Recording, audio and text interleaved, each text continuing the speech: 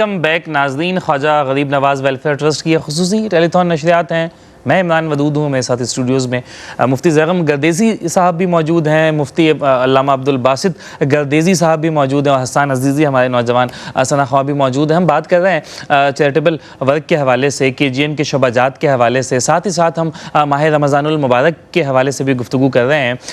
ان صدقات کا, خیرات کا, ان کا ثواب کیا ہے, اس کا اجر کیسا ہے, وہ اللہ تعالیٰ کس طرح سے ہمیں اس کا اجر دیتا ہے, ان حوالوں سے بھی پروگرام میں گفتگو ہو رہی ہے. لیکن خصوصی طور پہ آج کی اس نشریات میں ہم 4 چیزوں کے حوالے سے آپ سے اپیل کر رہے ہیں, جن میں سر فہرست یہ ہے کہ اگر آپ چاہتے ہیں کہ آپ کی جانب سے اس ماہ مبارک میں کسی ایک فیملی کو 1 ماہ کے لیے راشن دیا جائے جو کہ پورے 1 ماہ کے لیے کافی ہو ان کے لیے, تو آپ نے 10,000 پاکستانی روپوں کے ساتھ تعاون کرنا ہوگا. اگر آپ چاہتے ہیں کہ پاکستان کے کسی ایسے علاقے میں جہاں پر پینے کا صاف اور میٹھا پانی نہیں موجود, آپ جانتے ہیں کہ ہماری مائیں بہنیں جا کر وہ پانی لے کر آتی ہیں, جو پانی لے کر بھی آتی ہیں وہ بھی معیار زندگی سے مطابقت نہیں رکھتا, بہت نیچے ہوتا ہے کہ شاید اگر اس پانی کو جانور بھی استعمال کریں تو وہ بیمار پڑ جائیں. ہمارے بہت سے لوگ ایسے ہیں, دوست ایسے ہیں وہاں جو اس پانی کو استعمال کرنے پر مجبور ہیں. تو اگر آپ چاہتے ہیں کسی ایسے علاقے میں آپ کی جانب سے ایک اسمال ہینڈ پمپ لگا دیا جائے, تو آپ نے 35,000 روپیز کے ساتھ تعاون کرنا ہوگا. پھر ماہ رمضان المبارک میں ہم دیکھتے ہیں کہ افطاریوں کا ایک وسیع سلسلہ ہوتا ہے الحمدللہ پاکستان کے مختلف شہروں میں, کراچی, لاہور, اسلام آباد, پھر جو دیگر چھوٹے شہر بھی ہیں وہاں پر بھی ماشاءاللہ بہت خوبصورت ایک نظارہ بھی ہوتا ہے, دیکھنے میں اچھا بھی لگتا ہے کہ اگر ٹریفک میں کوئی روزہ دار پھنس جائے, اور جو کہ ڈیلی بیسس پر یہ ہوتا ہے چونکہ لوگ کام سے واپس آتے ہیں,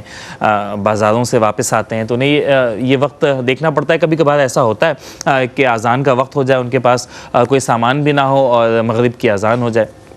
تو ہم دیکھتے ہیں کہ سڑکوں پر, شاہراہوں پر بہت خوبصورت انتظام ہوتا ہے اور لوگ جو ہے وہ افطاریاں کروا رہے ہوتے ہیں. اگر آپ بھی چاہتے ہیں کہ آپ کی جانب سے بھی اس ماہ مبارک میں کسی ایک روزہ دار کو روزہ افطار کروایا جائے اور اسے رات کا کھانا بھی کھلایا جائے, تو آپ نے 400 پاکستانی روپوں کے ساتھ تعاون کرنا ہوگا. اس ماہ مبارک کے فوراً بعد عید کا تہوار آتا ہے, اور اگر آپ چاہتے ہیں کہ اس تہوار میں آپ کسی غریب بچی کی شادی میں کچھ مدد کریں, تو محض 50,000 روپے کے ساتھ آپ نے تعاون کرنا ہے. ناظرین, آپ اگر غور بھی کریں ان تمام رقوم پر کہ جو کھانے کے لیے 400 روپے, راشن فراہمی کے لیے 10,000 روپے, اسمال ہینڈ پمپ کے لیے 35,000 روپے, اور بچیوں کی شادی میں اگر ان کی مدد کرنی ہے تو 50,000 روپے. اگر آپ اس پر غور بھی کریں تو یہ دیکھیں کہ کس قدر معمولی رقم ہے اس اعتبار سے کہ اس سے کام کیا ہو رہا ہے. ہم 4-6 لوگ کسی ریستوران پر جائیں نا اگر بفے افطاری کرنے کے لیے, تو ہمارے 10,000 روپے خرچ ہو جائیں گے, اور اسی 10,000 روپے میں کسی ایک خاندان کو پورے 1 ماہ کے لیے راشن فراہم کیا جا رہا ہے. اگر ہم کسی ایک وقت کا کھانا ہی کہیں کسی نارمل سی جگہ پر بھی بیٹھ کر کھائیں تو کم سے کم 1,000 روپے تو لگ ہی جاتے ہیں, 800 روپے تو لگ ہی جاتے ہیں, اور یہ محض 400 روپے میں نہ صرف افطار کروائی جا رہی ہے بلکہ رات کا کھانا بھی کھلایا جا رہا ہے. 35,000 روپے میں جو ہے وہ ایک اسمال ہینڈ پمپ لگایا جا رہا ہے. 50,000 روپے میں جو ہے وہ ایک بچی کی شادی کروائی جا رہی ہے, جس میں شادی کا انتظام بھی ہے. چونکہ یہ اجتماعی طور پر ان شادیوں کا انتظام کیا جاتا ہے, تو اس میں تھوڑی سی آسانی رہتی ہے KGN کو کہ وہ کھانے کا انتظام بھی کر لے, پھر کچھ جہیز کا انتظام بھی کیا جاتا ہے, پھر رشتے بھی کروائے جاتے ہیں. بہت سے معاملات ہیں جو کہ ان پیسوں میں کیے جا رہے ہیں الحمدللہ, کہ جو اگر ہم اپنے لحاظ سے سوچیں تو بہت تھوڑے ہیں, بہت کم ہے, لیکن الحمدللہ کہ نیکی کے کام میں اللہ تعالیٰ برکت بھی ڈالتے ہیں, اور وہ بہت اچھے انداز میں, بہت خوبصورت انداز میں یہ سارا کام ہوتا ہے. اگر آپ چاہتے ہیں کہ ان میں سے کسی بھی شعبہ جات میں آپ کی جانب سے تعاون شامل ہو, تو تفصیلات اکاؤنٹس کی اس وقت اسکرین پر موجود ہیں, بینک اکاؤنٹ نمبرز بھی اس وقت اسکرین پر موجود ہیں. آپ دیے گئے کسی بھی طریقہ کار کو اختیار کرتے ہوئے اپنی رقم ہم تک بھیج سکتے ہیں وقتاً فوقتاً. مزید تفصیلات بھی پروگرام میں ہم آپ کو بتاتے رہیں گے, اس حوالے سے بھی گفتگو کا سلسلہ بھی رہے گا. لیکن نشریات کے اس سیگمنٹ کا, اس حصے کا آغاز بھی میں چاہوں گا کہ ایک نعتیہ کلام سے کیا جائے. حسان عزیزی ہمارے ساتھ موجود, ہم سے گزارش کریں گے کہ بارگاہ ختمیہ مرتبت میں ہدیہ نعت. سیدی یا حبیبی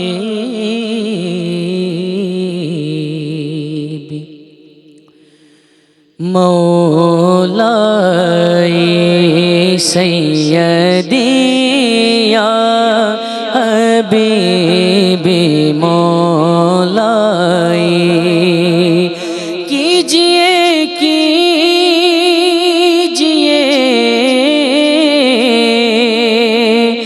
مسیحائی سیدی یا حبیبی مولا سیدی یا حبیبی مولا آپ کو یاد کر لیا ہم نے یا رسول اللہ آپ کو یاد کر لیا ہم نے اپنا دل شاد کر لیا ہم نے جب طبیعت ذرا بھی گھبرائی سیدی یا حبیبی مولا سیدی یا حبیبی مولا غم کا مارا ہوں یا رسول اللہ بے سہارا ہوں یا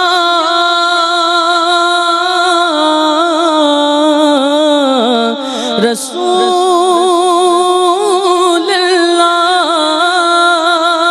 المدد یا کریمی آقائی سیدی یا حبیبی مولائی غم کے ماروں کی لاج رکھے لیجے بے نواؤں پہ بھی کرم کیجے آپ کے نام کے ہے شیدائی سیدی یا حبیبی مولائی کیجئے مسیحائی سیدی یا حبیبی مولا سیدی یا حبیبی مولا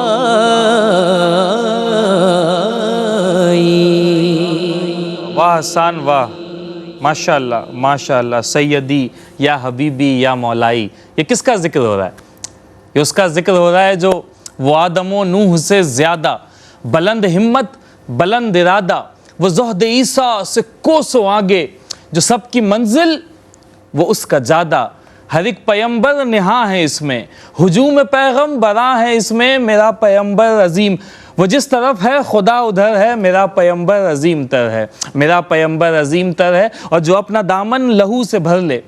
جو اپنا دامن لہو سے بھر لے، جو غالب آ کر بھی صلح کر لے، اسیر دشمن کی چاہ میں بھی، مخالفوں کی نگاہ میں بھی، امی ہے، صادق معتبر ہے، میرا پیمبر عظیم تر ہے، میرا پیمبر عظیم تر ہے، کمال خلاق ذات اس کی، جمال ہستی حیات اس کی، بشر نہیں عظمت بشر ہے، میرا پیمبر عظیم تر ہے، میرا پیمبر عظیم تر ہے۔ علامہ صاحب آپ کی جانب کیا دیکھتے ہیں کہ اس ماہ مبارک میں اوور آل ماحول کیسا ہوتا ہے، اور کس طرح سے آپ دیکھتے ہیں کہ پاکستان میں رمضان المبارک میں لوگ جو ہے وہ اس چیریٹیبل کام کو کیا پہلے سے کئی گنا مطلب اوپر لے جاتے ہیں، بڑھا دیتے ہیں؟ کس طرح سے آپ ماحول دیکھتے ہیں؟ عمران بھائی، خیر و شر کا معاملہ تو ہر جگہ ہے، اور رمضان میں بھی ہمیں دو طرح کے افراد نظر آتے ہیں، اور پوری دنیا میں ویسے مسلمانوں کا یہ ایک وتیرہ ہے، کوشش رہتی ہے، اکثریت کا یہ جذبہ ہوتا ہے کہ کسی نہ کسی طور پر ہم کسی کی مدد ضرور کریں. یعنی ہماری حیثیت اگر ہم دیہڑی دار ہیں یا کاروباری ہیں، جاب کرنے والے ہیں، کسی بھی طور پر ہم اگر کسی کی مدد کر سکتے ہیں تو ہم ضرور اس میں شامل ہوں، کیونکہ بلکہ لوگ تو پورا سال رمضان کا انتظار کرتے ہیں. جی اور یہ ایک ویسے یعنی رویہ تو نامناسب ہے کہ پورا سال وہ زکوٰۃ، صدقات، عطیات روک کر پھر اس مہینے میں اہتمام کرتے ہیں کہ ہم یہ کوشش کریں. تو ذوق و شوق تو یقیناً سب کا ہوتا ہے، اور کوشش یہ کی جاتی ہے کہ ہم رمضان میں افطاری ہو، سحری ہو یا دیگر اس طرح کے معاملات ہو، ہم کوشش کریں. اس میں ضروری یہ ہے، دیکھیں منظم طریقے سے اگر کسی مناسب پلیٹ فارم سے جہاں ایک شفافیت کے ساتھ مستحقین تک سفید پوشی کے ان کے اہتمام کے ساتھ برہم رکھتے ہوئے اور عزت نفس کی پامالی کے بغیر اگر کہیں اہتمام کیا جاتا ہے تو وہاں ترجیحاً یہ کام کیا جائے. اور الحمدللہ یہ ادارہ پورا سال جتنے بھی مستحقین ہیں، اور ایسے علاقوں میں کہ جہاں ہم تصور نہیں کر سکتے، اندرون سندھ کے علاقے، بلوچستان کے علاقے، ایسے پسماندہ اور دور افتادہ علاقے کہ جہاں ایک عام انسان جانے کا ہی تصور نہیں کر سکتا، یار اتنا دور کون جائے. جی شہر میں تو ہم ہر چوک چوراہے پہ دیکھتے ہیں نا کہ یہ اہتمام کیا جا رہا ہے اور اسٹال لگائے جا رہے ہیں، اور پورا بلکہ گاڑیوں کو روک کر ان کے لیے اہتمام کیا جاتا ہے. تو ہم ان کے لیے اگر زیادہ کوشش کریں کہ جہاں کوئی گاڑی والا نہیں جا سکتا، کوئی عام بندہ اپنی زندگی میں اتنی مصروفیت ہوتی ہے کہ تصور ہی نہیں کر سکتے کہ وہاں جا کر ہم اہتمام کریں. تو KGN ان دور افتاد علاقوں میں جا کر ان غرباء، فقراء، مساکین کے جن کا سوائے اللہ کے وہ مایوس ہو چکے ہوتے ہیں کہ نہیں ہے، کوئی اہتمام نہیں ہوگا تو رمضان بھی ویسے ہی گزر جائے گا، عید بھی ویسے ہی گزر جائے گی، جن کے لیے کئی سال میں ایک آدھ مرتبہ اگر کوئی گوشت یا دیگر اس طرح کے لوازمات ہوتے ہیں، اس کو اپنے لیے عیاشی سمجھتے ہیں کہ ہمارے لیے عید ہو گئی ہے. تو ان کے گھروں میں اگر یہ اہتمام کیا جائے گا تو یقیناً وہ جب کھانے کے دسترخوان پہ بیٹھ کر مسکراہٹوں کے ساتھ اور خوش دلی کے ساتھ اللہ کی بارگاہ میں جب ہاتھ اٹھائیں گے تو اللہ تعالیٰ کی بارگاہ سے ہمارے لیے وہ ایک ایسا سلسلہ ہوگا کہ ہم اس کا اندازہ نہیں کر سکتے. تو اس لیے ہر ایک کا عمل اپنی جگہ، یہ شہروں میں اس طرح کا وہ ایک جو نیکی کا سلسلہ ہے وہ اپنی جگہ، اس کا ثواب اپنی جگہ ہے، لیکن ترجیحاً ہم ان علاقوں کو فوکس کریں کہ جہاں یعنی اپنے طور پر کوئی یہ ساری جو خوشی کا سامان ہے وہ خرید نہیں سکتا، اور وہ پورا سال اسی آس پہ ہوتے ہیں کہ شہر سے کوئی آئے گا، ہمارے لیے کوئی اہتمام کرے گا. اور جس طرح پانی کے حوالے سے آپ نے کہا نا کہ دور کئی میلوں تک وہ سفر کرنا پڑتا ہے، گھڑے سر پہ اٹھا کر خواتین وہ لاتی ہیں. ہم یہ تصور کریں نا کہ اگر ایک آدھ دن ہمارے پانی میں کوئی تعطل آ جائے، لائن خراب ہو جائے، کوئی مسئلہ ہو جائے تو ہمارے لیے کتنی زندگی پریشان ہو جاتی ہے. حالانکہ ہماری استطاعت ہوتی ہے ہم پانی خرید کر لے سکیں، اور بلکہ خرید کر ہی پیتے ہیں. جی تو ان علاقوں میں ہم تصور کریں کہ جہاں اس پانی کے علاوہ کوئی اور نہیں ہے. ایک چشمہ ہے جو دور افتاد علاقے میں ہے، جہاں سے کئی میل جانے کے لگتے ہیں، کئی میل آنے کے. وہ خواتین اپنے سروں پر گھڑے اٹھا کر اتنے دور وہ سفر کرتی ہیں، اور پھر دیگر یعنی پانی کا جو ضروریات زندگی میں سب سے اہم چیز ہے اس کا یہ معاملہ ہے، تو پھر راشن ہے یا دیگر اس طرح کی چیزیں ہیں ان کا ہم اندازہ کر سکتے ہیں. تو اس لیے اگر ہماری چھوٹی سی کوشش کی وجہ سے کسی کے گھر میں خوشی آ سکتی ہے تو یقیناً اللہ تعالیٰ اس کا اور یہ عام ہم دیکھیں نا اپنی زندگی میں اس سے کئی گنا بڑھ کر خرچ کر لیتے ہیں. ہم موبائل کا اگر دیکھیں تو موبائل کئی لاکھ روپے کے موبائل ہوتے ہیں، حالانکہ چھوٹے موبائل سے بھی کام چل جاتا ہے. جی تو ان چیزوں میں ہم دیکھیں نا صحابہ اپنی خوشی اور طمانینت کے لیے کہ ہمیں تھوڑی سی ایک سیٹسفیکشن ملتی ہے، نفس کا سکون ہو جاتا ہے کہ یار اچھا برانڈڈ وہ کوئی چیز ہم نے پہنی ہوئی ہے. صحابہ کرام دیکھیں نیکیوں میں وہ ایک سبقت کا معاملہ ہمیں نظر آتا ہے. فاستبقوا الخیرات قرآن کریم میں فرمایا گیا نا کہ وہ مقابلہ کرتے ہیں کہ یار فلاں اتنا خرچ کر رہا ہے تو میں اس سے بڑھ کر خرچ کروں تاکہ اللہ اس کے رسول کی بارگاہ میں زیادہ پیارا بن جاؤں، میں زیادہ مقرب بن جاؤں. صحابہ کرام تو حضور جب کوئی اعلان فرماتے، ترغیب دیتے کہ یہ کام ہے تو صحابہ کرام کہیں چپکے سے چلے جاتے کہ ایسا نہ ہو کہ مجلس کا انتظار کرے کہ مجلس ختم ہوگی پھر جائیں گے، ہم سے کہیں پہلے چلے جائیں اور اس کام کو کر کے آ جائیں. تو وہ صحابہ کرام چپکے سے اٹھ کر جا کر وہ کام کر کے پھر حضور کی بارگاہ میں آتے، یا رسول اللہ ہم نے وہ کام کر لیا. تو اس لیے ہماری دوڑ جہاں دنیاوی معاملات میں ہوتی ہے، کوشش کریں نیکی کے معاملات میں، خیر کے معاملات میں ہماری دوڑ آگے بڑھنے کی جستجو پھر اللہ ہونی تعالیٰ چاہیے. اس کا دنیاوی ہماری زندگی پر بھی، کاروبار پر، آل اولاد پر، ہر طرح سے اللہ تعالیٰ اس کی برکت عطا فرمائے گا، اور آخرت میں تو اس کا اندازہ نہیں کیا جا سکتا. یقینی طور پہ ایسا ہی. علامہ صاحب آپ کی جانب بھی اسی سلسلے کو جوڑتے ہوئے کہ اصحاب کا طریقہ کار کیا رہا ہے، اہل بیت اطہار کا طریقہ کار کیا رہا ہے، یا ہمارے اسلاف کا کیا طریقہ رہا ہے، بزرگان دین کا کیا طریقہ رہا ہے کہ وہ اس چیریٹیبل کام کو کیسے کیا کرتے تھے، اپنی ضرورت کے بعد جو کچھ بچ جاتا وہ دیا کرتے تھے یا اپنے حصے میں سے حصہ رکھا کرتے تھے، اور کس طرح کا وہ ترغیب کیسی دیا کرتے تھے، کسی بھی حوالے سے ارشاد کیجیے گا. عمران بھائی، اگر ہم صحابہ کرام کی زندگی اور اہل بیت پاک اطہار کی زندگی کو دیکھیں تو وہ تو ان معاملات میں، بھلائی کے معاملات میں، لوگوں کی خیر خواہی کے معاملات میں تو اس قدر جوش دلی کے ساتھ تعاون کیا کرتے تھے.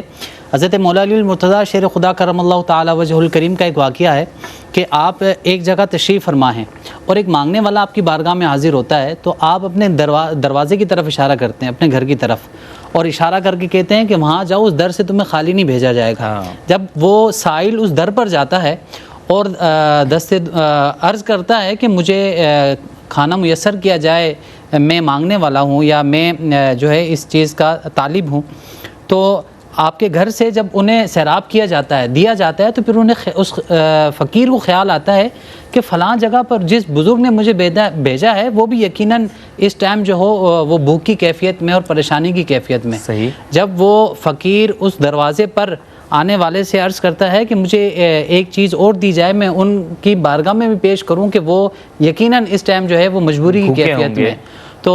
غالباً حضرت امام حسین امام حسن نے ارشاد فرمایا کہ جس نے تمہیں بھیجا ہے یہ اسی کا دربار ہے. تو یہ خیر خواہی کے معاملات، اب حضرت ابوبکر صدیق رضی اللہ تعالیٰ عنہ کا معاملات دیکھیں، حضرت عمر فاروق کا دیکھیں، تو جب حضور علیہ الصلوۃ والسلام کسی بھی معاملے کے لیے کچھ ارشاد فرماتے، لوگوں کی خیر خواہی کے لیے، ساز و سامان کے لیے،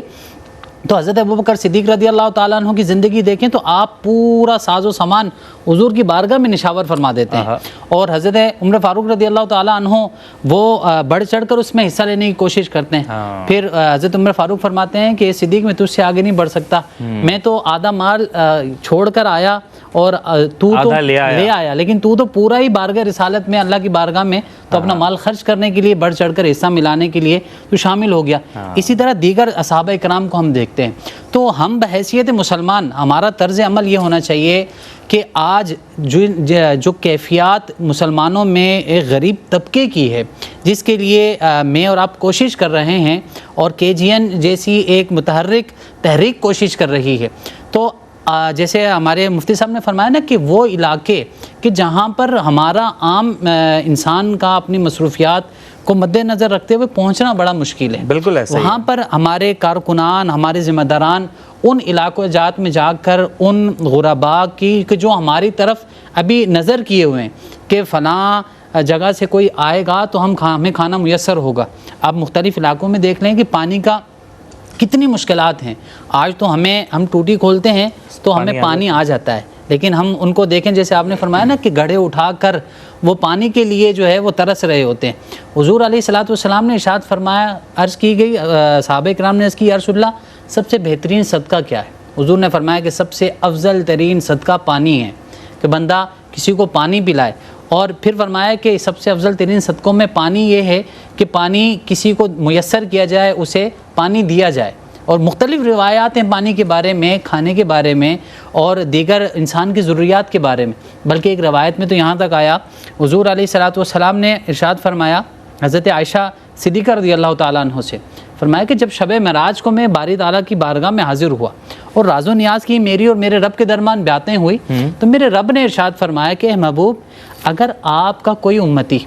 کسی دوسرے امتی کے ساتھ اخلاص، پیار، محبت رکھتا ہے، اس کی پریشانی میں اس کے ساتھ شامل ہو جاتا ہے، اس کے دکھ میں اس کے ساتھ شامل ہو جاتا ہے، اس کی کسی پریشانی میں اس کے ساتھ اس کو تسلی دے دیتا ہے، اسے مال کی ضرورت ہے تو مال دیتا ہے، چیز کی ضرورت ہے تو چیز دیتا ہے، کوئی اسے اس طرح کے وسائل کی پریشانی ہے تو اس کو وسائل ہموار کرواتا ہے، تو اے محبوب میں ان فرشتوں کو گواہ بنا کر کہتا ہوں، اے محبوب کل بروز قیامت میں ایسے شخص کو بغیر حساب و کتاب جنت عطا فرما دیں. کیا کہنے ہیں، سبحان اللہ. تو ہم ان کاموں میں ایک تو ہم دیکھتے ہیں نا کہ ہم اللہ رب العالمین کا کتنا بڑا احسان ہے کہ اللہ تعالیٰ نے ہمیں امت مسلمہ میں پیدا فرمایا. پھر اس سے بڑا کرم یہ ہے کہ اللہ تعالیٰ نے اگر ہمیں عطا کیا ہے تو پھر اگر ہم دینے والے ہیں تو یقیناً اللہ رب العالمین ہمیں اس سے بڑھ چڑھ کر ہمیں عطا فرمائے گا. کیونکہ حضور نے اپنی امت کے لیے جہاں مغفرت کی دعاؤں کے لیے فرمایا، وہیں فرمایا کہ میرے غرباء کا، میرے مساکین کا، میرے یتیموں کا وہ خیال رکھا جائے. تو یقیناً جب ہم کسی ایک مسکین کے سر پر ہم ہاتھ رکھتے ہیں، کسی غریب کو کھانا کھلاتے ہیں، اس میں اپنی مدد شامل کرتے ہیں، تو یقیناً حضور علیہ الصلوۃ والسلام کتنا خوش ہوتے ہوں گے، اللہ رب العالمین ہم پر کتنا ناز فرماتا ہوگا. اور یہ محبت کا ہی تقاضا ہے نا، یہ حضور سے محبت کا تقاضا ہے کہ وہ ہمارے لیے اس قدر پریشان ہوا کرتے تھے، تو جو چیز وہ ہمارے لیے چھوڑ گئے ہیں، جو کام وہ ہمیں بتا گئے ہیں، ہم اس کا جواب بھی تو ویسے ہی دیں نا، ہم اس کام کو بھی تو اسی طور کریں نا. مفتی صاحب، پاکستان کو اگر ہم دیکھیں جغرافیائی اعتبار سے، پاکستان ایک وسیع علاقہ ہے. پاکستان میں میدانی علاقے بھی ہیں، جو آپ بات کر رہے تھے کہ وہ گاؤں دیہات جہاں پر جانا ممکن نہیں ہے، تو پاکستان میں میدانی علاقے بھی ہیں، بالائی سندھ کے اور جنوبی پنجاب کا یہ سارا میدانی علاقہ. پھر پاکستان میں صحرائی علاقہ بھی ہے جو اپر سندھ میں سیدھے جانب انڈیا سے ملتا ہوا، یہ کرغزستان اور یہ سارا کچھ. یہاں بلوچستان میں دیکھیں تو کوہ سلیمان کی یہ خشک پہاڑیاں، پھر KPK میں دیکھیں تو وہ تر پہاڑیاں ہیں کہ جہاں پر زندگی جو ہے ویسے ہی بڑی دشوار ہے، اور پھر سردیوں کے موسم میں موسم کی شدت اور سختی، اور پھر پنجاب کے علاقے. الغرض یہ ہے کہ جغرافیائی اعتبار سے ایک وسیع ملک ہے. پھر آبادیاں بھی اسکیٹرڈ ہیں، پھیلی ہوئی آبادیاں ہیں. 20 گھروں پر مشتمل ایک گاؤں ہے، 50 گھروں پر مشتمل ایک گاؤں ہے، 600 نفوس پر مشتمل ایک گاؤں ہے. تو وہاں پر ان لوگوں کے لیے آنا جانا بڑا مشکل ہے جو وہاں رہتے ہیں، ان کے لیے آمد و رفت کے ذرائع جو ہے وہ بہت محدود ہیں. تو ایک شہر کراچی میں رہنے والے کے لیے، لاہور میں یا اسلام آباد میں رہنے والے کے لیے تو وہاں جانا وہ ہماری نظروں سے اوجھل ہے. یہ میری بات کی تمہید ہے. سوال میرا یہ ہے کہ جس طرح سے دنیا میں بہت سارے شعبہ جات اب ادارے کی بنیاد پر کام کر رہے ہیں، پہلے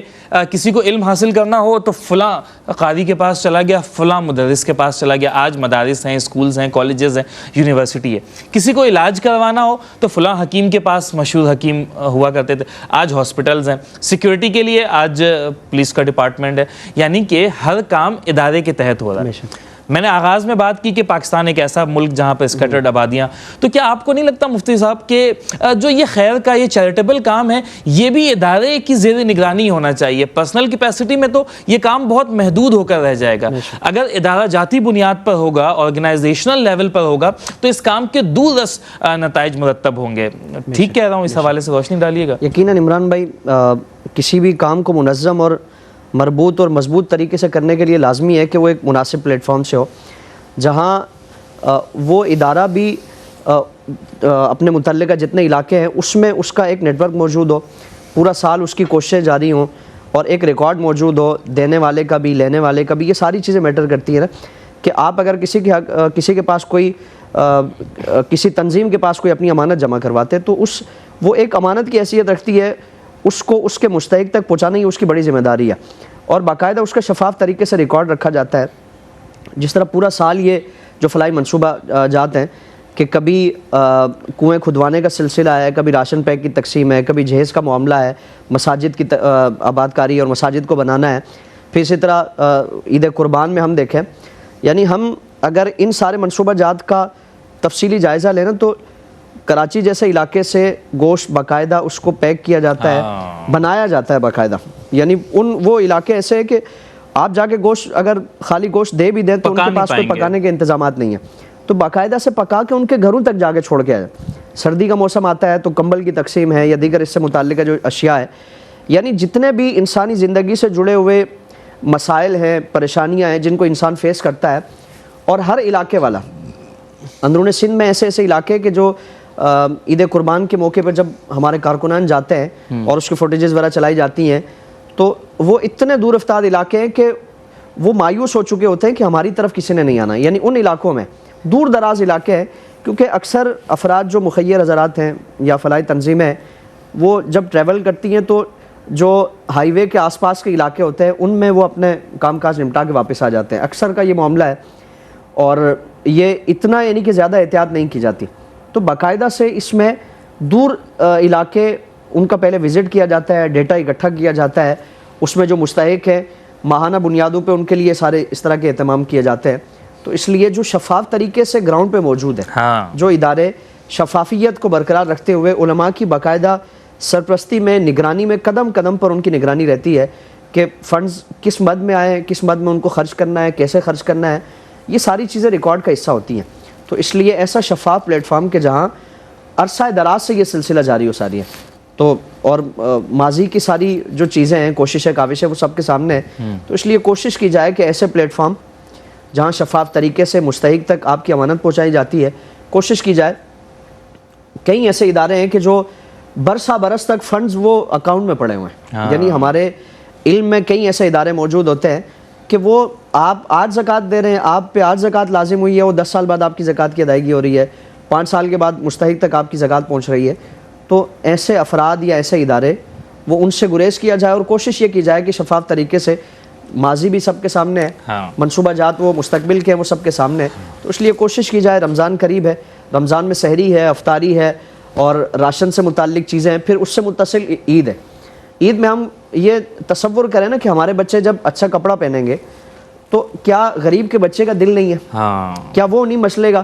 اور وہ اس کی چاہت اور خواہش نہیں کرے گا کہ کاش میرے پاس بھی اس طرح کا معاملہ ہوتا؟ ہم حضور کی بارگاہ میں دیکھیں نا کہ خود اختیار کردہ فقر جو آپ صلی اللہ تعالیٰ علیہ وآلہ وسلم، وہ کہا تھا نا شاعر نے کہ مالک کے کونین ہیں گو پاس کچھ رکھتے نہیں، دو جہاں کی نعمتیں ہیں ان کے خالی ہاتھ میں. تو یہ خود اختیار جہاں مل کر جو کی روٹی غذا، اس شکم کی قناعت پہ لاکھوں سلام. بے شک بے شک. تو حضور کا معاملہ کیا ہے؟ آپ صلی اللہ تعالیٰ علیہ وآلہ وسلم ایک مرتبہ نماز عید کے لیے تشریف لے جا رہے ہیں. مشہور واقعہ ہے، ایک یتیم بچے کو دیکھا کہ وہ بچوں کے ساتھ کھیل نہیں رہا، یتیم پریشان حالت ہے اور ظاہری طور پر بھی خوشی کے کوئی آثار نہیں ہے. فرمایا کہ کیا وجہ ہے، آج بھی خوش نہیں ہو؟ تو عرض کیا رسول اللہ، میرے والد کا انتقال ہو گیا، میری ماں نے دوسرا نکاح کر لیا اور جو سوتیلا باپ ہے اس نے میرے سر پر دست شفقت پھیرنے سے اور کفالت کرنے سے انکار کر دیا. تو آج میں کوئی ایسا بندہ نہیں پاتا کہ جو میری معاونت کرے، میرے لیے خوشیوں کا سامان خرید سکے. تو آپ صلی اللہ تعالیٰ علیہ وآلہ وسلم نے اس کے لیے اہتمام بھی فرمایا اور اعزاز بھی عطا فرمایا. حضور نے فرمایا کہ کیا تم اس بات پہ راضی نہیں ہو کہ عائشہ تمہاری والدہ ہو اور فاطمہ تمہاری بہن ہو، تمہارے ساتھ کھیلنے والے حسن و حسین ہو؟ پھر حضور سیدہ کائنات کے گھر پہ تشریف لائے، فرمایا کہ ان کو بھی ویسا ہی لباس پہناؤ جیسا حسنین کو پہنا ہے. یعنی حضور نے اعزاز بھی عطا فرمایا اور اہتمام بھی ان کے لیے فرمایا.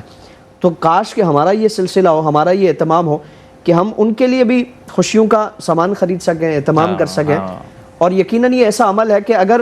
کسی کے بچے کو ہم خوشیوں کا اہتمام کریں گے، ان کے لیے خوشیوں کا سامان خریدیں گے، اللہ تعالیٰ ہماری اولاد کے لیے خوشیوں کے سلسلے دراز فرما دے گا. یقیناً. تو یہ اس نیت کے ساتھ کریں گے کہ اللہ تعالیٰ ہماری اولاد کی زندگی میں بہاریں عطا فرما دے، ہمارے گھر میں، ہمارے کاروبار میں، رزق اولاد میں برکتیں، بہاریں عطا فرمائے. تو یقیناً اس کا ایسا فائدہ ہے کہ جس کو ہم شمار نہیں کر سکتے. تو آگے بڑھیں، کوشش کریں، اپنے حصے کی کوئی شمع جلائیں. شکوہ ظلمت شب سے تو کہیں بہتر ہے کہ اپنے حصے کی کوئی شمع جلائے. تو آج غربت، افلاس اور دیگر اس طرح کے معاملات کا رونا رونے سے بہتر ہے کہ اگر ہم اپنے حصے کی تھوڑی سی بھی کوئی شمع، جو کچھ ہمارے اختیار میں ہے، جو کچھ ہمارے اختیار، اس سے پیچھے نہ ہٹیں، کوشش کریں، خود بھی آئیں، دوسرے اپنے متعلقہ افراد کو بھی اس کی ترغیب دیں. دیکھیں مفتی صاحب نے بہت ایک خاص بات کی جانب نشاندہی کی ہے کہ جب ہمارے گھروں میں بچے ہیں، ہم ان کی خوشیوں کے لیے کیا کچھ کرنے کی کوشش نہیں کرتے، تو وہ بچے بھی ہمارے ہیں، وہ بھی اسی قوم کے بچے ہیں، اسی ملک کے بچے ہیں. اور بچے تو سانجھے ہوتے ہیں، بچوں میں تو کوئی تفریق نہیں ہوتی، بچے تو سب کے ایک جیسے ہوتے ہیں، معصوم ہوتے ہیں، مطلب ان کے دل نرم ہوتے ہیں. وہ اس بات سے انہیں کوئی غرض نہیں ہے کہ میرا باپ کس منصب پر ہے، میرا باپ کس مقام پر ہے. انہیں تو اپنی چیزیں چاہیے. لیکن ان بچوں کی زندگی بہت دشوار ہے ناظرین، وہ بہت مشکل میں زندگی گزار رہے ہیں. یہ ان بچوں کی قسمت میں ہونا نہیں چاہیے تھا. ان بچوں کو بھی دیگر بچوں کی طرح زندگی کو انجوائے کرنا چاہیے تھا، لیکن وہ زندگی میں انجوائے کرنے کے بجائے وہ ذمہ داریوں کا بوجھ اپنے کاندھے پر اٹھائے پھر رہے ہیں. وہ سب معصوم سے چہرے تلاش رزق میں گم ہیں، جنہیں تتلی پکڑنا تھی، جنہیں باغوں میں ہونا تھا. یہ ہماری اور آپ کی ذمہ داری بنتی ہے ناظرین کہ ہم انہیں واپس سے تتلیاں پکڑوائیں، ہم انہیں واپس سے باغوں میں لے کر جائیں. ہم ان کے کاندھوں پر ذمہ داریوں کا بوجھ نہیں، اسکول کا بستہ ڈالیں. ہم انہیں واپس سے زندگی کی دوڑ میں, زندگی کی رمق میں ہم پھر سے انہیں شامل کریں. اور یہ بڑا آسان ہے, یہ بہت مشکل نہیں ہے. آج تو ہم سے بہت تھوڑے کا سوال کیا جا رہا ہے. ہمارے اسلاف کا طریقہ مفتی صاحب, علامہ صاحب ذکر کر رہے تھے کہ اپنے گھر کا سارا مال راہ خدا میں, خیر وہ بڑے لوگوں کی بڑی بات ہے, ہم سے تو بہت تھوڑے کا سوال کیا جا رہا ہے. اگر ہم زکوٰۃ کی اپیل کر رہے ہیں تو یہ ہمارے کل مال کا محض 2.5%. پھر اس میں بھی کیٹیگریز ہیں کہ کل مال میں سے بھی وہ جو ہمارے استعمال میں ہے اس پر نہیں ہے یہ زکوٰۃ. جو اضافی ہے, جو مال تجارت, یا وہ ایک شرعی مسائل آپ سب جانتے ہیں, کسی نے جانکاری حاصل کرنی ہو تو اپنے قریبی کسی عالم دین سے بھی پوچھ سکتے ہیں, ہم سب جانتے ہیں ان باروں میں. تو ہم سے تو بہت تھوڑا مانگا جا رہا ہے, ہماری ضرورت سے جو زیادہ ہے وہ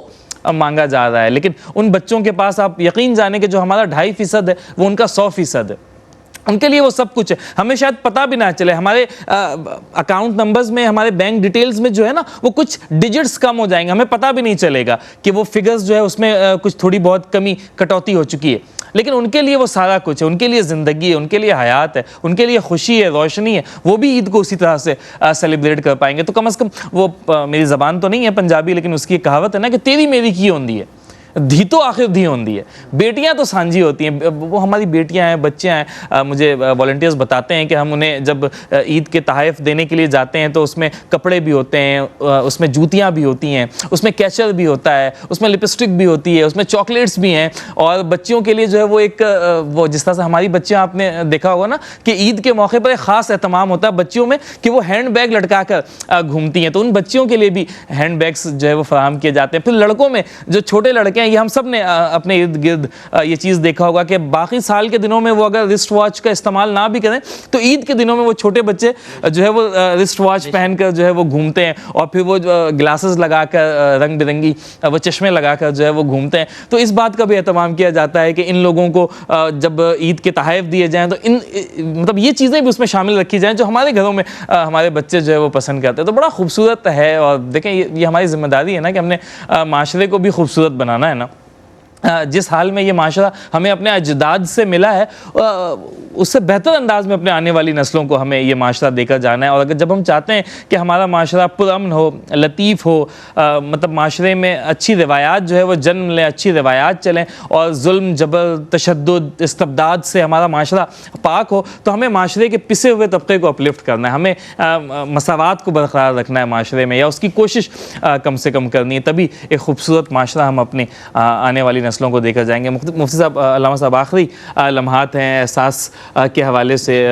اس آرگنائزیشن کے حوالے سے آپ کچھ کہنا چاہتے ہیں, کچھ ناظرین کو پیغام دینا چاہتے ہیں آپ کہ کس طرح سے یہ آرگنائزیشن کام کر رہی ہے؟ یقینی طور پر آپ واقفیت تو رکھتے ہیں, اور وہ کس طرح سے اس ادارے کے ساتھ جڑ سکتے ہیں, تعاون کر سکتے ہیں؟ عمران بھائی, میں ناظرین کو حضور علیہ الصلوۃ والسلام کے اقوال میں سے ایک قول اور آپ کے فرامین میں سے ایک فرمان اس نظر کرنا چاہوں گا کہ ان کا جذبہ بڑھے. آپ نے جس طرح سے بچیوں کی بات کی نا, تو بچیاں سب کی سانجھی ہیں. بچیاں ایسا نہیں ہے کہ وہ کسی کی ہے اور یہ میری ہے, اور اس طرح نہیں ہے. حضور علیہ الصلوۃ والسلام نے ایک دفعہ ارشاد فرمایا نا کہ یہ فاطمہ میرا جگر کا ٹکڑا ہے. اور پھر حضور علیہ الصلوۃ والسلام نے فرمایا کہ جس نے اپنی بچی کی پرورش کی اور اسے پالا پوسا, اچھی تربیت دی, پھر اس کا جو ہے نکاح کروا دیا, شادی کروا دی, تو وہ کل بروز قیامت میرے ساتھ اس طرح ہوگا جیسے میری یہ 2 ہاتھ کی انگلیاں ہیں. اب میں اس کی ڈیفینیشن کرتا چلوں تو دیکھیں,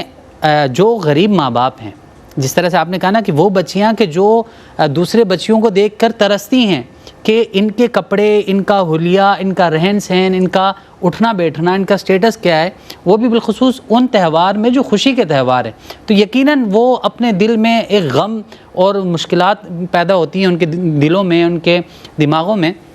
تو یہ خالی ان کے لیے نہیں ہے کہ جو خاص طور پر اپنی ہی بچیوں کو ہم شامل کریں. اب یہ جو ہمارا پلیٹ فارم ہے KGN, جو ہماری تنظیم ہے, ہم اس کے توسل سے ہم بھی ان لوگوں میں شامل ہو رہے ہیں. اگر کوئی باپ ہے وہ اپنی بچی کو یہ تمام تر چیزیں پرووائڈ نہیں کر سکتا, تو KGN نے یہ ایک تنظیم کو اس لیے منعقد کیا کہ وہ ماں باپ کہ جو اپنے بچیوں کو پرورش نہیں پا سکتے, ہم اگر اس چیز میں شامل ہو جاتے ہیں, ہم ان کی بچیوں کے لیے ہم وہ پیسہ, وہ چیز اگر ہم پرووائڈ کر کے دے دیتے ہیں, تو یقیناً اللہ رب العالمین جو حضور کا فرمان ہے اس سے ہمیں بھی حصہ عطا فرمائے گا. یقیناً اگر ہم کسی بچی کی پرورش میں اپنا حصہ ڈالتے ہیں، کسی بچی کی شادی میں اپنا حصہ ڈالتے ہیں، حالانکہ جو مخیر حضرات ہیں جو کہ اتنی بڑی رقم نہیں ہے، ہم لاکھوں کروڑوں روپے صرف ایک چھوٹے سے ایونٹ میں خرچ کر دیتے ہیں. اگر آج ہم 50,000 روپے 10,000 روپے کرایہ نہیں ہے علامہ صاحب، بالکل ایسا ہی ہے، 50,000 روپے تو آج کل ہم صرف سجاوٹ میں اڑا دیتے ہیں. تو اگر آج ہم KGN میں اپنا حصہ ایک بچی کے نام پر یا جتنی استطاعت رکھتے ہیں اگر ہم اس پہ نام پر دے دیں تو وہ حضور علیہ الصلوۃ والسلام کے فرمان کو یاد رکھے کہ اللہ رب العالمین اس کو کل ہمیں اس بات کی یقین ہے کہ کیا پتہ حضور علیہ الصلوۃ والسلام کا جس طرح سے اس باپ کو قرب عطا فرمایا جاتا ہے، اس مخیر حضرات جو اس میں تعاون کرتے ہیں بچیوں کے معاملات میں، اللہ تعالیٰ کل انہیں بھی حضور کا قرب عطا فرما دے گا. کیا کہنا، یقینی طور پہ ہمیں یہی گمان رکھنا چاہیے. مفتی صاحب آخری ٹیک آپ کا بھی کیا ہے احساس کے حوالے سے، ناظرین کو پیغام کیا دینا چاہتے ہیں؟ پھر چونکہ نسبت رمضان سے ہے، اس کی آمد ہے، تو اس حوالے سے کوئی خصوصی پیغام ناظرین کو، دیکھنے والوں کو؟ عمران بھائی، رمضان خیرات کا مہینہ ہے، صدقات کا مہینہ ہے، اور آپ صلی اللہ تعالیٰ علیہ وآلہ وسلم کا مقدس عمل ہمیں یہی تعلیم دیتا ہے، تاکید فرمائی جاتی ہے کہ کسی بھی طور پر ہم اگر اللہ کی راہ میں خرچ کر سکتے ہیں تو ہم اس سے گریز نہ کریں، پیچھے نہ ہٹیں. حضور نے فرمایا تھا نا کہ اگر ایک بکری کا کھر یہ بھی تمہاری استطاعت ہے تو اس سے پیچھے نہ ہٹو، یعنی زیادہ جتنا دو گے اللہ تعالیٰ اتنا زیادہ عطا فرمائے گا. تو اگر ہماری حیثیت زیادہ کی نہیں ہے، 50,000 نہیں ہے، تو ہم اس سے کم کر لیں، جی یا جتنا بھی ہم دے سکتے ہیں. ہم وہ قطرہ قطرہ وہ مل کے دریا بنتا ہے نا، تو ہم اپنے حصے کی اگر شمع روشن کریں گے، کوشش کریں گے، اور سارے معاشرے میں اگر یہ جذبات بیدار ہو جائیں، یعنی حضور نے جہاں صدقات کی ترغیب دی نا، تو آپ صلی اللہ تعالیٰ علیہ وآلہ وسلم نے فرمایا کہ کوئی ایک لقمہ کسی کو کھلائے یا ایک مٹھی کھجور کی کسی کو دے. اس میں حضور نے فرمایا کہ 3 افراد کی اللہ تعالیٰ اس لقمے کی وجہ سے بخشش فرماتا ہے. ایک وہ جس نے حکم دیا، یعنی صاحب مکان، صاحب خانہ، جس نے حکم دیا کہ یہ چیز تیار کی جائے تاکہ فلاں کو اہتمام کیا جائے اس کے لیے. پھر دوسرا تیار کرنے والی عورت یا کوئی بھی اس کو تیار کرنے والا ہے وہ، اور فرمایا کہ لے جانے والا. یہ تینوں افراد جو اس خیر کے کام سے جڑے ہیں، اللہ تعالیٰ اس عمل کی وجہ سے تمام کو جنت کا وعدہ فرماتا ہے، برابر ثواب ملے گا. سب کو اللہ تعالیٰ برابر. تو ہم اندازہ کریں کہ ایک حضور نے ایک لقمے کی مثال دی یا ایک مٹھی کھجور کی حضور نے مثال بیان فرمائی ہے. تو ہم اگر کچھ نہیں کر سکتے تو کم از کم اپنے حصے کی کوئی نہ کوئی شمع ضرور روشن کریں. اگر ہم خود خرچ نہیں کر سکتے، یہ ہمارا پیغام جا رہا ہے، ہم کسی اور کو پیغام پہنچا دیں، کسی اور کی ترغیب کریں. حضور نے فرمایا آواز آگے پہنچا جائیں، بات آگے پہنچا جائیں. حضور نے فرمایا کہ الدال علی الخیر کفاعلی، کہ نیکی کے کام پر رہنمائی کرنے والا اس کے کرنے والے کی طرح. یعنی آپ اگر کسی کو ترغیب دیں گے، آپ کی ترغیب سے کسی نے وہ نیک عمل کیا، تو اگرچہ آپ نے نہیں کیا لیکن آپ کی ترغیب سے وہ کام ہوا ہے، تو اللہ تعالیٰ اس کرنے والے کے برابر آپ کو بھی اجر عطا فرمائے گا. تو اس لیے ہم کوشش کریں خود بھی اس کام میں آگے بڑھیں، اور اپنے دوست احباب کو، اپنے سرکل میں جتنے افراد ہیں، خاندان میں جتنے افراد ہیں، ان کو بھی ترغیب دیں، اس کام کی جانب راغب کریں. جتنے افراد جڑیں گے اللہ تعالیٰ مجموعی تمام کی تعداد کے برابر سب کو جتنا دینا ہے اس نے، سب کے برابر اللہ تعالیٰ ہمیں اجر عطا فرمائے. انشاءاللہ. بالکل ناظرین، جو مفتی صاحب کا پیغام ہے وہی میرا بھی پیغام ہے کہ خواہش سے نہیں گرتے پھل جھولی میں، وقت کی شاخ کو میرے دوست ہلانا ہوگا، اور کچھ نہیں ہوگا اندھیروں کو برا کہنے سے، اپنے حصے کا دیا خود ہی جلانا ہوگا. یہی مفتی صاحب کا پیغام ہے، یہی ہمارا بھی پیغام ہے کہ اگر ہم چاہتے ہیں کہ معاشرے میں بہتری ہو تو ہمیں اس بہتری میں اپنا کردار ادا کرنا ہوگا. صرف خواہش کرنے سے معاشرے میں بہتری نہیں آ سکتی. ہر ایک فرد، ہر ایک شخص معاشرے کا اگر یہی سوچ لے کہ یار یہ میری ذمہ داری نہیں بنتی، کوئی اتنے سارے لوگ تو اور بھی ہیں وہ بھی کر سکتے ہیں، وہ یہ کام کر لیں گے، تو یقینی طور پر اگر ہم اس معاشرے میں ہیں تو ہمیں اپنا حصہ ادا کرنا ہے. کوئی دوسرا ہمارے حصے کا کام نہیں کرے گا. خواہش تو سب کی یہی ہے نا کہ ہمارا معاشرہ بہتر ہو جائے، غربت ختم ہو جائے، معاشرے میں افراتفری کا خاتمہ ہو جائے، معاشرے میں ناانصافیوں کا خاتمہ ہو جائے، ہمارے معاشرے میں بچوں کو تعلیم کے مواقع بھی میسر ہوں، انہیں امن و امان بھی میسر ہو، انہیں آگے بڑھنے کے وسائل بھی میسر ہوں، ان کے لیے جابز بھی موجود ہیں. ہم سب یہ سارا کچھ چاہتے ہیں، لیکن یہ اس وقت یہ خواہش پایہ تکمیل تک پہنچے گی جب ہم اس میں کچھ نہ کچھ اپنا حصہ بھی شامل کریں گے. KGN اور اس جیسے دوسرے بہت سارے ادارے ناظرین آپ کی امداد کے منتظر ہیں. آپ کی جانب سے دی گئی رقم نہ صرف پوری دیانتداری،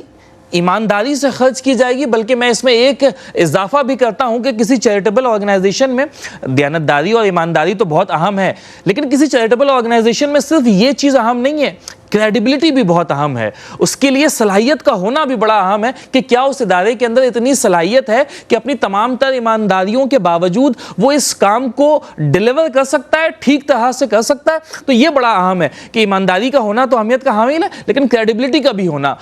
بڑا اہم ہے۔ ہم کسی کو اپنی جہاز کا پائلٹ نہیں رکھ سکتے اگر ہمیں پتا ہو کہ یہ بڑا ایماندار شخص ہے، ہمیں اس کی صلاحیتیں بھی جاننی ہوں گی کہ اس کے اندر یہ کیپیسٹی ہے۔ تو الحمدللہ KGN کے طور پر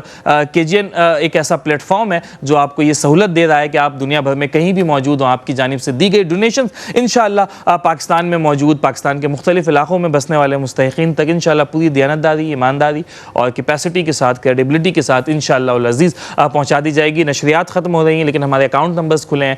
ہمارے ہاٹ لائن نمبرز کھلے ہیں، اسٹوڈیوز کے نمبرز بھی کھلے ہیں، آپ جب چاہیں بات کر سکتے ہیں، ڈونیشنز دے سکتے ہیں انشاءاللہ۔ تمام معاملات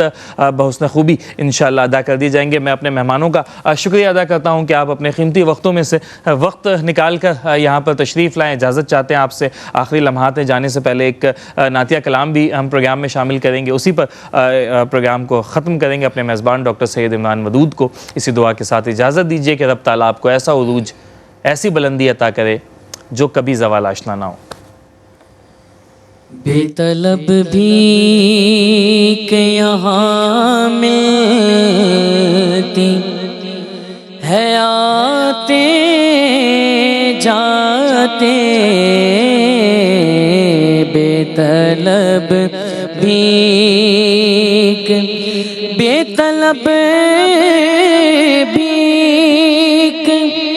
یہاں ملتی ہے، آتے جاتے یہ وہ در ہے کہ جہاں دل نہیں توڑے جاتے، یہ وہ در ہے، یہ آقا کی عنایت، وہ کرم کرتے ہیں، یہ آقا کی عنایت، وہ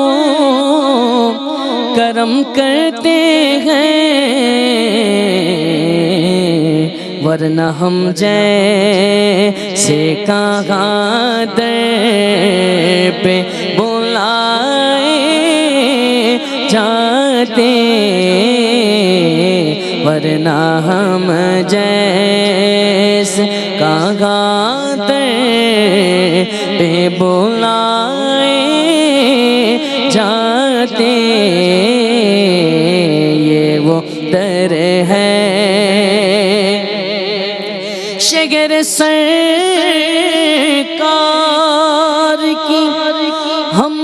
خاک کے ذرے ہوتے، شگر سرکار کی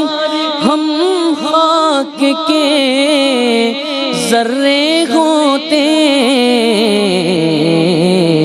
آپ کی راہ میں بکھرے ہوئے پائے